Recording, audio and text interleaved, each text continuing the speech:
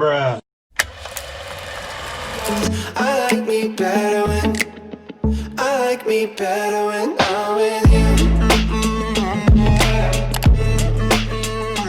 Hello everyone. This bitch is dying. Oh my god, that was like a cough and a burp at the same time. Oh, that made me feel very uncomfortable, but... Hey everyone, Suzy here. This is my very first video. I'm kind of shy. But I wanted to show you guys, or not really show you guys, but like give you guys tips on how you can study smarter, because I am a STEM major myself. I am a biochemistry major minoring in international relations, and I have some tips on how you can study like a pro. So let's get into it.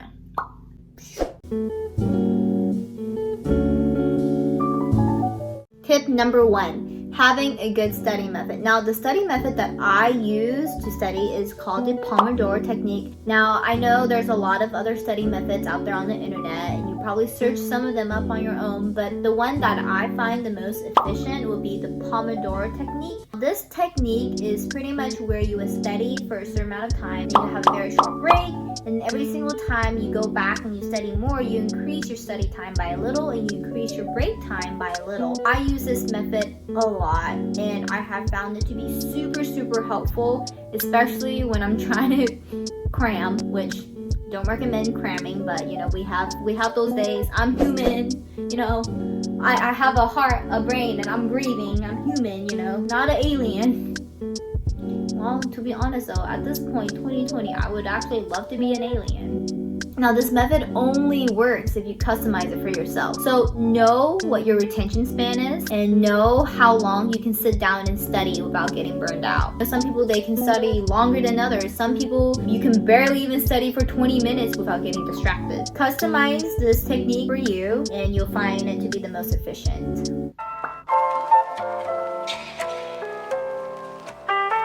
Tip number 2. Now, this is for all of my people out there that have test anxiety. You know what it feels like to have test anxiety. When you walk into that exam room and that paper is just like smacked down on you, and you literally look at the first question and you go, shit.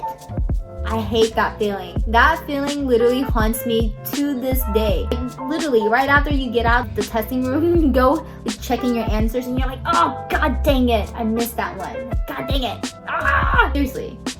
I'm not kidding, guys. Test anxiety is real, and we've all been there, and I know what it feels like, especially if you're in the STEM field. And I'm gonna give you a tip on how you can get over your test anxiety. So, listen up. Okay, because this is going to be important, and if you don't, your grade, not my grade. Period.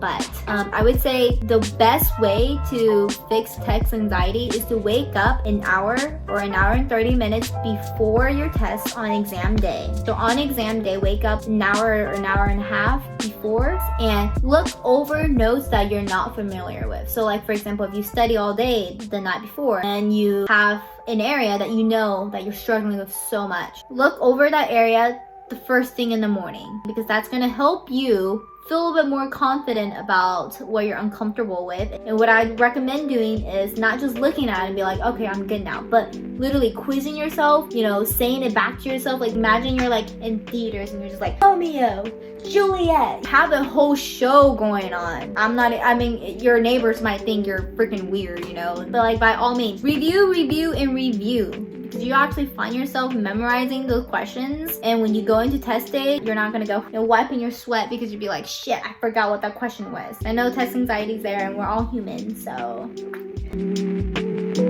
tip number 3, and that is to question yourself.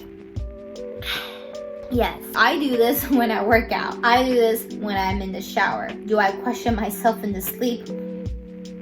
That's weird. But question yourself every single thing. You know, just asking yourself all types of questions on topics that you learn in class. The reason why I say question yourself, because that's actually the step to help you get familiar with what you're trying to learn. Because instead of memorizing now, you're actually applying your knowledge by questioning yourself. If you ever wonder why tutors are so smart, is because they have to constantly teach the same topic to students again and again and again. And while they're doing that, they're actually relearning the topic and they're familiarizing, I can't say this word, I'm Asian, I'm sorry, but they're getting familiar with the topics. Literally though, question yourself on everything. Question yourself, maybe while you're driving. I think while you're in the car, it's probably the best time to study and double task. You might not know it, but you'll be surprised when you try it out yourself. Or maybe, you're in the shower working out, also question yourself. Or if you're as extreme as me,